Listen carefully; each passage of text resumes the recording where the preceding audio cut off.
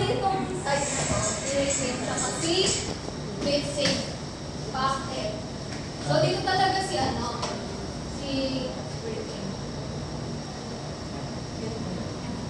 Tapos dito si bit.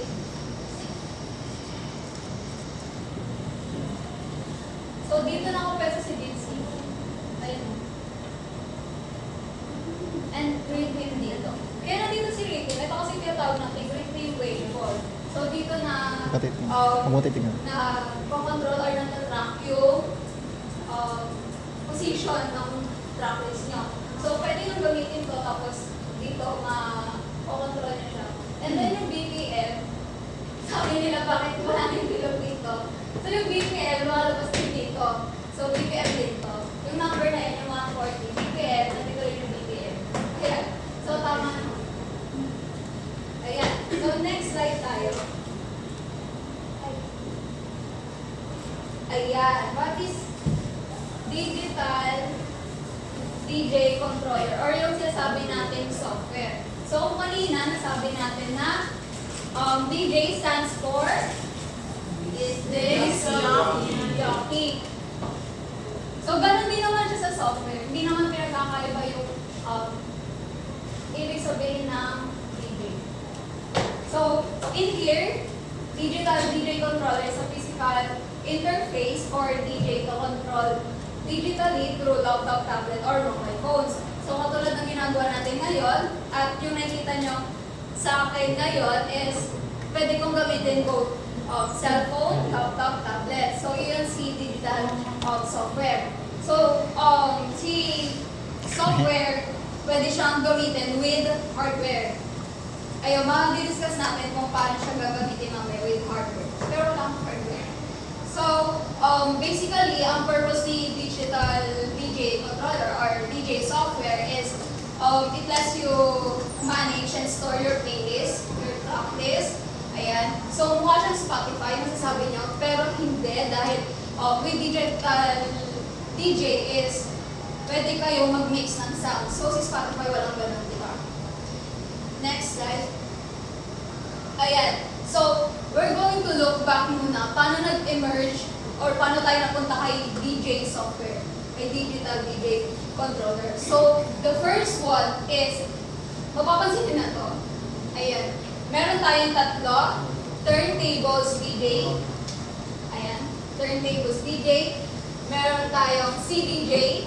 And then, yung gamit ngayon is yung DJ software. So, una tayo kay turntables DJ. So, kung naalala niyo yung lesson about speakers, na-open yung invention ni Thomas Edison. So, dito, magagamit si turntables at the same time si vinyl records. So, meron siyang vinyl records ito. And sa nakikita nyo, syempre, unang lesson is nakita natin na si vinyl records is hayaan na natin umikot, di ba? So, in DJ, ito yung una nilang setup.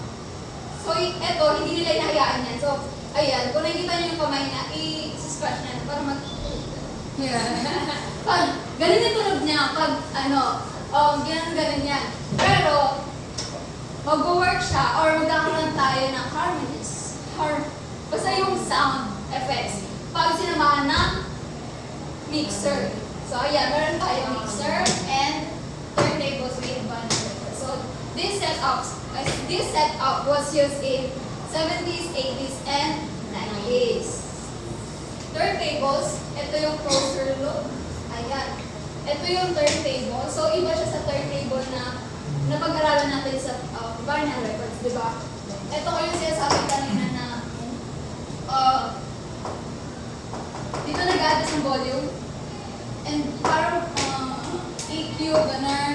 Tapos, ito yung mga button for other effects. Yan yung turntable sa setup ng DJ. And ilalagyan na siya ng iba't ibang vinyl records. Another is club mixer. So, meron tayong two different types of or kinds of mixer. So, marami siya, pero para sa ating beginners, syempre pupunta muna tayo sa professional and beginner. Si club mixer, from the word itself, club, so for high performance na. So, So, pag nakikita niyo, ang dami niya ng i-control. And ito yung pinakamahirap. That is why for professional use lang siya. Yung scratch mixer, ayan.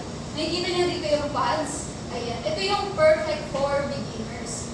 Kasi with pads, habang may play tayo na track, syempre, if you want to play with the music muna, magagamit natin yung pads. Kasi meron na siyang readily made na sound effect na pwede nyo masama doon or ma-mix doon sa mismo track mo.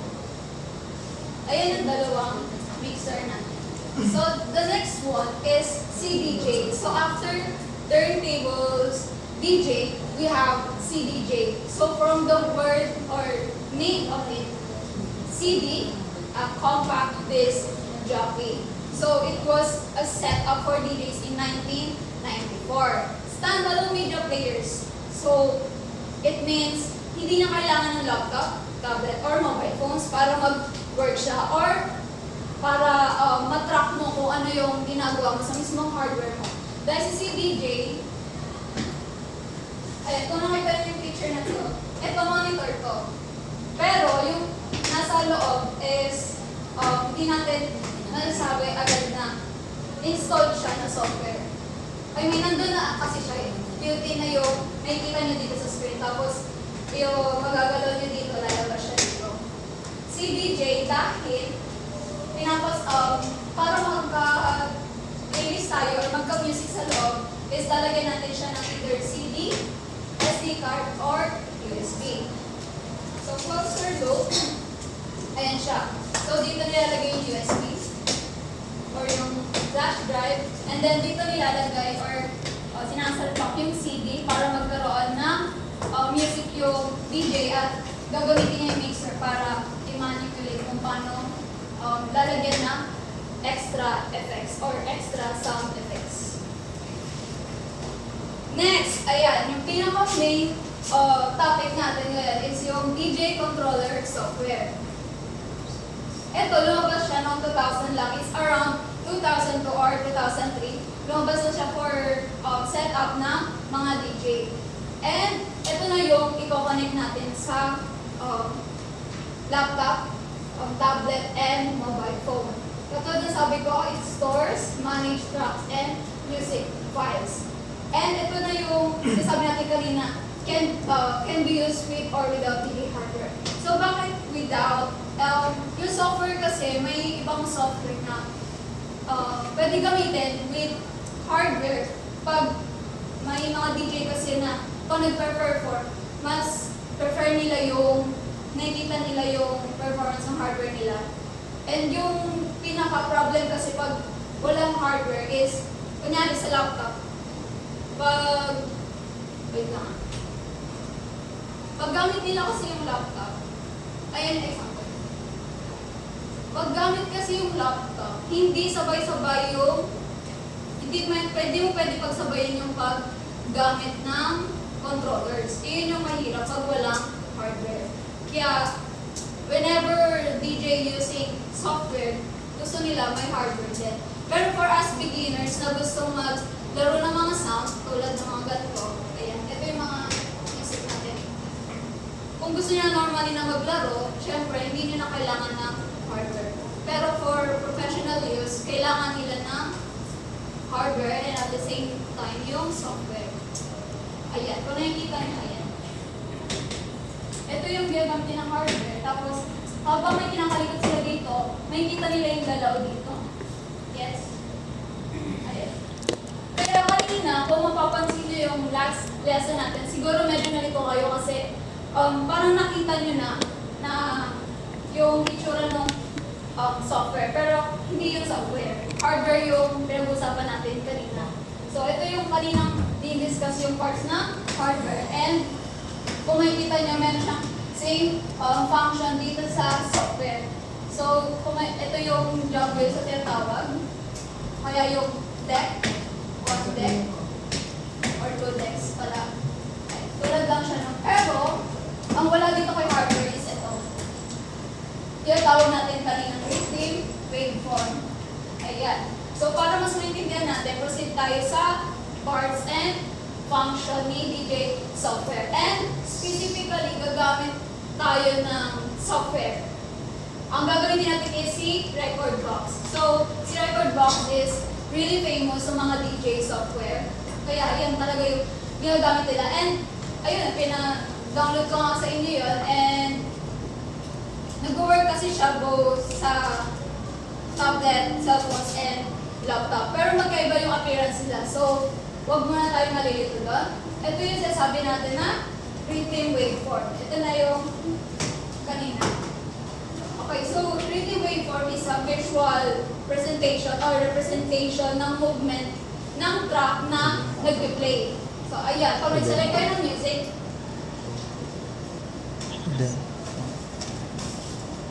kung nag-select kayo ng music, ito na si rhythm wave. Walang song. Na-off yung soundboard. Press mo lang ang power sa soundboard. Ayan. Ito si rhythm. Hindi naka-play. Wait lang ba? Ako mo connect pa. Wait lang. Tingin ka ba sa Hindi akin? nakakonect sa Bluetooth yung sound. Wait lang. Pawak lang saglit.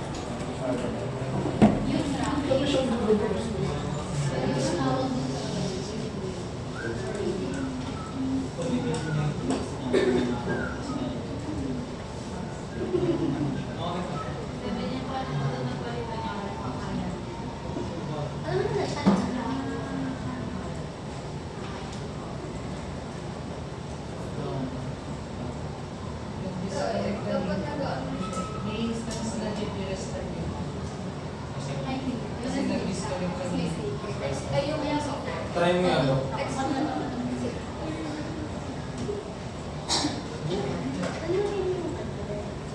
SB50 yung pangalan ng ano. O parang Nakakonect. Oh, so, Play ko nga ng MP2. ayaw ko na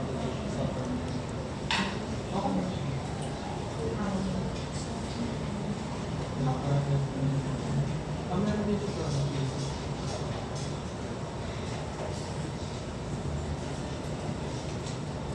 Ay, pwede siya. Hindi siya gumagana kapag wala internet. Ang ganyan yung tulog. So weird. Ilagay ka lang po. Pangalanan nila. Wala ka internet? Binuksan ko nakabukas. Ulitin ko natin. Pwede siya ito sa Apple Music. Check natin yung sa ibang ano. Try mo ba ako may Spotify? Wala lang.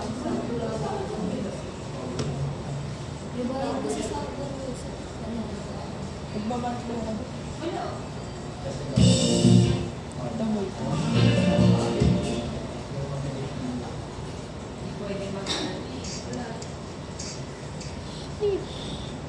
Biglang. Yung audio sa taas, pinakataas.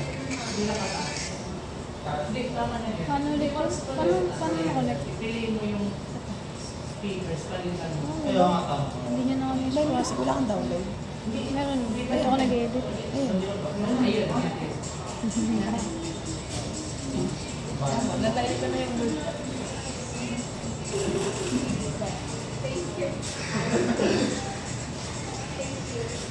So, ito yung tinatawag natin na rhythm waveform.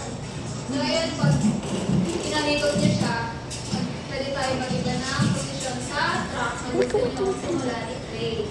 And pwede rin yung jog wheels. Ayan yung problem. Kaya, kung bakit mas prefer ng mga DJ with hardware dahil itong jog wheels dapat nagagalaw yan. Pero nagagalaw niya sa cellphone. Nagagalaw niya yung bilog na yan. Dito talaga hindi. Ay, natatanggal lang siya pero dito. Tingnan. Hot shot. Ayan, bigyan kasi ng gitna niya. Unless, igalaw mo dito, gagalaw yung ng jog wheels. So, ayan yung primitive Di mo na. waveform. Hot Dito shot. tayo sa next part, which is yung search bar. Yan yung sabi ko kanina na pag collection ng playlist natin. And syempre mga DJ pa nagpe-perform, ang daming music, ang daming laman ng playlist nila. So nalito sila kung ano ba yung gusto nilang next na ipi-play na song or yung pag-mix. So with the use of browser, pwede nilang makita or mahanap agad yung mga music na gusto nilang gamitin. Ayan. Next part is, ayan, sinasabi natin deck 1 and deck 2. So ito, ulit na yung jog wheels and yung isa pang jog wheels. Pero, hindi lang naman siya yung sinasabihan ng deck 1. So yung part na to is deck 1 and yung part na to is deck 2. Bakit? Kasi yung mga effects na nandito is meron din dito sa kabila. So balance siya. Habang ginagalaw mo yung yung part na to para sa playlist na to or sa isang song na to is pwede mong galawin din yung kabila para yung isang music is magproduce din ng ibang sound. Ayan. So, nandito yung pad FX, yung Q, ayan yung Q, and then meron dito yung mga volume. Ayan. So, next part, import music files. Ayan yun yung pinaka maganda rin kay Recordbox. Hindi lang siya nagre-require na gamitin yung files or yung music sa loob lang ng software niya. So, pwede kang mag-import ng sarili mong music playlist. Ayan yung maganda kay Recordbox. Kaya paborito siya ng mga DJ. Next is yung memory queue and hot queue. Ito yung na-discuss natin kanina is yung queue. Diba? So, may different tawag kay queue. Meron tayong memory queue and hot queue. So, yung memory queue, kapag ginalaw nyo siya, tapos ito yung playlist natin. Kunyari, nandito yung line. Kung nakikita nyo yung line ko. Ayan yung line. Ibig sabihin dyan, magsa-start yung pag-play ng music. Pag pinindot nyo si memory queue, mamarkahan niya yan. Tapos, pag pinlay nyo, habang nag-play, nasa malayo na, kasi mark mo nandito. Pag pinindot mo si queue, babalik siya doon. Pero, hihinto. Pag memory queue, hihinto siya dun sa pinagmarkahan mo ng part na music. Dito naman sa hot queue, pinagkaiba is, pwede, nagmamark din siya ng part ng music. Sabihin natin, ito, nakamark dito. Once na pinlay mo siya, tapos nakamalayo na, pipindutin mo si hot queue. Si hot queue ay nakalagay dito. Ayan si hot queue. Markahan mo. Pag nilagyan mo ng hot queue, pupunta siya sa minarkahan mo na pwesto dun sa part ng music. Pero, unlike memory queue, si hot queue, biglang mag-play ulit. Si memory queue, humihinto kapag bumalik siya sa mark niya. Si hot queue, hindi siya humihinto pag bumalik siya sa mark niya. Ayan yung pagkakaiba ng memory queue and hot queue. So ano nga ba yung kadalasan ginagamit ng DJ sa dalawang queue? So mas prefer nila si hot queue. Kasi tulad ng sabi ko, si memory queue kasi humihinto. And syempre, habang nasa harap kayo ng crowd, nagpapahype na kayo, pag pinito si Q or si memory Q, hinto, edi wala nang vibe. So, parang nagiging dead air, nagkakaroon ng dead air. So, si hot Q kasi, very, mahirap siya para sa atin, pero para kasi sa kanila, pag in-adjust nila or ginamit nila to sa track nila is madali. Dahil ayun, pagka mark nila ng hot queue, nagde-diretso. Ay, nasa kanila na yun kung paano nila ilalagay in sync yung isang playlist sa currently nag-replay na playlist. Next is BPM. Yung sinasabi kanina natin, beats per minute. So, ano bang ni BPM? Presidente yun, Purpose si BPM. So, si BPM, sinasabi na the higher the number, the faster the beat or tempo of our music. Ayan. Pag i-play nyo siya with, in-adjust nyo si BPM, bibilis yung music or mabagal. Depende sa nilalagay niya na. So, naka-phone naman kayo, right? So, makikita nyo si BPM. Kita ba? So, makikita nyo si BPM. Pwede naman din dito. Pero kasi magkaiba tayo ng view. Ayan, ito si BPM. Ayan. Pwede nyo ma-adjust si... Pakinggan muna natin yung naka-attach na music. And tignan nyo yung beat niya. Ayan, ganyan siya. Pero, pag pinalitan natin yung BPM, ayan, 125, di ba? Nakalagay na BPM niya. So, pag pinalitan natin, let's say, 130. 130. Gawin natin 130. Ayan. Gawin natin 130. Pakinggan ulit natin kung bumilis pa niya. Ayan, ganyan na siya. Gets? Ayan. Ganyan si BPM. Papabilis siya nung beat na kanta. So, dito sa phone, kung makikita niyo, dito niyo makikita si BPM. Ito si BPM. Yung number sa gilid na yan. Ito, yan. Ay, sa gilid, sa magkabilang gilid may BPM. Makikita niyo may 90, tapos dito 128. May ganyan sa cellphone niya. Tapos ma-adjust niyo yung bilis niya or bagal ng music. Dito, sa Yung number? gilid. Yung 120 na ulit. Parang may ano. So, Anong if i-play mo si music, may natin. Pag i-play natin siya, Maridag. skip tayo. Wala sa maridag na. Ayan, pag ganyan yung narinig nyo, kung ganyan yung beat na, i-adjust na si BPM patas ng patas, bumibilis siya.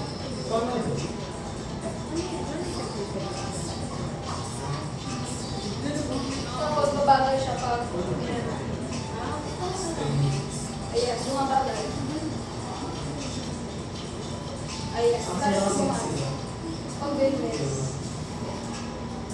Pati yung beat na nag-a-adjust dun sa BPM. So next part,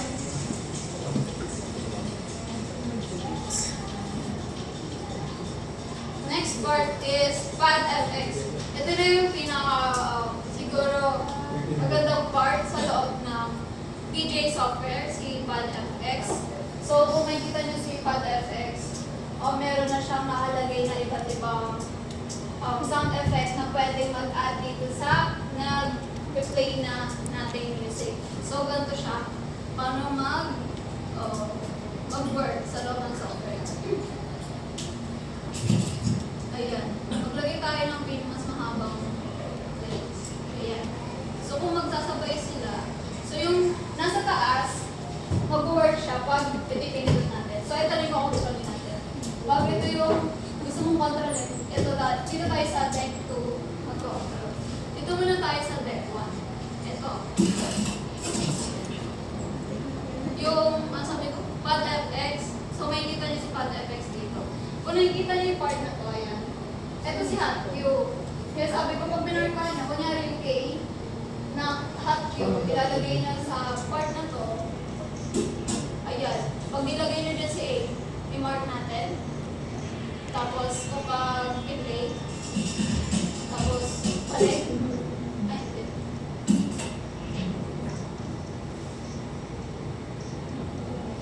Play natin. Tapos, pinutin ulit natin si hot Q. Ayun. Ayun din siya. Hindi siya hihinto kahit naka-mark na doon. Unlike Q. Ayan. Babalik, pero tutuloy-tuloy siya. Si Q naman, kasi pag minarkahan ko dito sa part na yan, ayan, mark natin Q, tapos i-play natin. Tapos pinutin ulit natin si Q. Babalik lang siya. Ayan. Pero hindi siya mag-play. Hindi talaga siya babalik. Ayan si hot Q, tsaka si memory Q. Tapos, sana tayo. PadFX. So, sa part na to, hanapin natin si PadFX. So, ito lang po mga dalawa. Yeah. So, i-play natin si music. Tapos, isa isa-isa nating paglaruan yung effects na nasa loob. So, una nating paglaruan is si Roll. So, mamaya na yung nasa cellphone, I guess. Kasi, Kasi dito tayo sa discussion pa. So, mamaya pa sa activity yung cellphone. Habang piniplay ko, i-play na natin. Ibigay tayo ng, ayan. Yan yung roll. And this way, i-play natin. Okay. And lagay natin sa screen. Ayan, sa screen. Ayan yung quad effects. Bibigay siya ng iba't ibang sound effects. Another example. Ayan, play natin. Anong gusto niyo gamitin natin? Next. Alin dito? Echo, reverb, or... Reverb. Reverb. Reverb daw. Okay. So, gamitin natin si reverb. Play natin. Tapos tanong, tapos may sinunod. Ito yung tunog reverb. Ito may ano lang. Ramdam niya? Parang siya nagkaroon ng malakas sa vibration. Tsaka ng, parang tumapang yung seat. Diba ganyan siya? Tapos kung nilagay natin yung ayun. Parang tumigas. Parang tumigas na. Sige, ibahin natin yung effects. Eh, kung na lang kaso. Ayaw kasi. Okay, try natin sa echo. First, playlist. Ayan. Try natin sa echo. Daming echo. Anong gusto mong echo dito? Magkakaiba po ba yan? Magkakaiba yan? Magkakaiba ba? So, Pat- ano natin? Ay, hindi. Yung una na lang. Isa-isa yun. Una na lang. Unang echo tayo. Play natin. And then, first echo. Ayan si echo. Oo, mas maganda Ikaw walang ganyan. Ay, yung pangalawang echo po, ano pinagkaiba nila? Pangalawang echo. Mas okay yung echo para kung sa reverb. Ayan. Play natin. Tapos play natin si pangalawang echo. Ayan. And mas may drums. Ayan meron. Parang naka-drop. Ayan. Yung isa pong echo, Okay na yun. Next part. gusto niyo ba maabot? So, question kay Quad FX. Magagamit natin siya mamaya. Ay, naku. Ayan. So, Quad FX. And, ayan. Ayan yung pinaka software ni Record Box. So, next is, ito na. Ang pinaka-activity. Ready na? So, pakilabas yung cellphone. And pakibukas yung application ni Record Box. Ito yung hands-on activity natin. Mix and match. So ready your own DJ software, specifically the Record Box. Familiarize yourself muna sa controls, and then use the readily uploaded tracks na nasa loob. Pwede nyo rin i-upload yung sarili nyo music from your own device. Tapos, Ano, pagsamahin natin multo at saka make boom sure para. na paglaruan nyo si Retain Waveform, CQ, BitSync, Pad FX, and mix your sound. So, we're ready and Dami gusto. satisfied with your own sound. Play and screen record it if kaya. If hindi, Huwag check mo na. lang sa isa. Ayan, choose your music. Saan nakikita music? Dito sa taas. So, I suggest, gamitin nyo muna si demo track 1 sa left side nyo. Okay, makinig po dito. Gamitin si demo track 1 sa side na to. Left side. Makikita nyo siya. Pag pinindot nyo si demo track 1, may makikita kayo doon na eto, logo ni Record Box sa taas. Or may arrow down na nakalagay na symbol.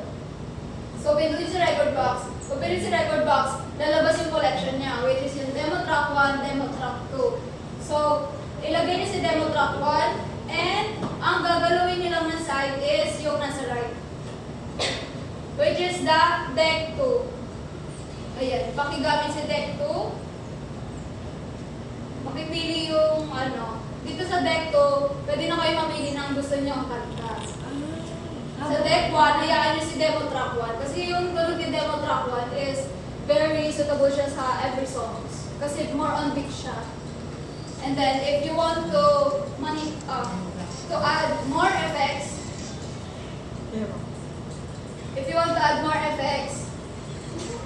ayan, pag pinawag sabay natin.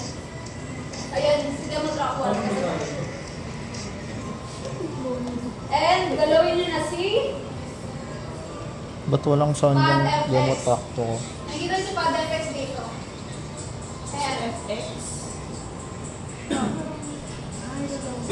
Anong press? Ano long press? Ayan. Pwede ba i-connect ko?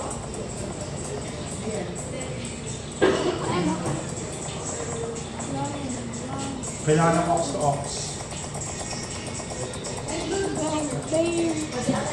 Pwede yan. Yung ano yun? Ito, pwede yan. Yung Logitech.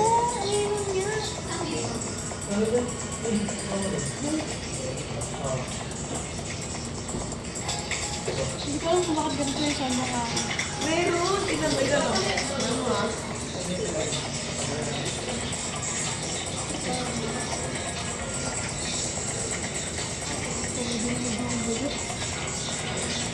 Diba? May echo.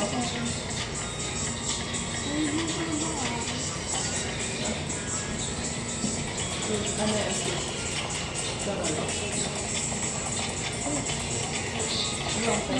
Tol. Built up.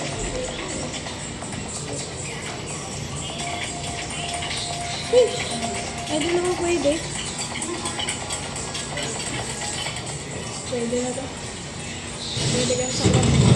Tignan mo, kung sabay sila. Tama mo na.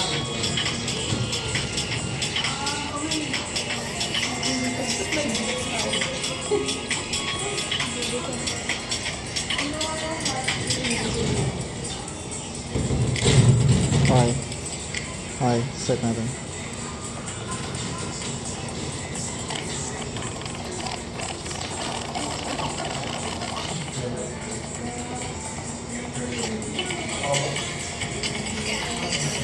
Ano? Ako. Ay, please.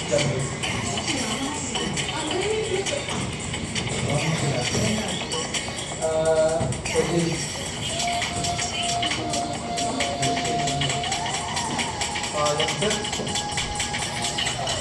Pwede. May discuss ka siya. Maganda to, pre, pag one tap lang. Baka lang ba tayo? Hindi dapat i-din yun.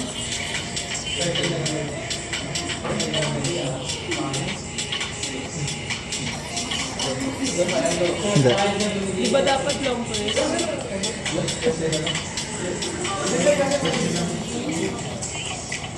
Ito ano to? Ano ulit to? Volume to. Sa'yo ang gamitin yung... Gano'n po pinag-driver? Ang katulad ko. Sir, lobat na kayo, sir. Got it.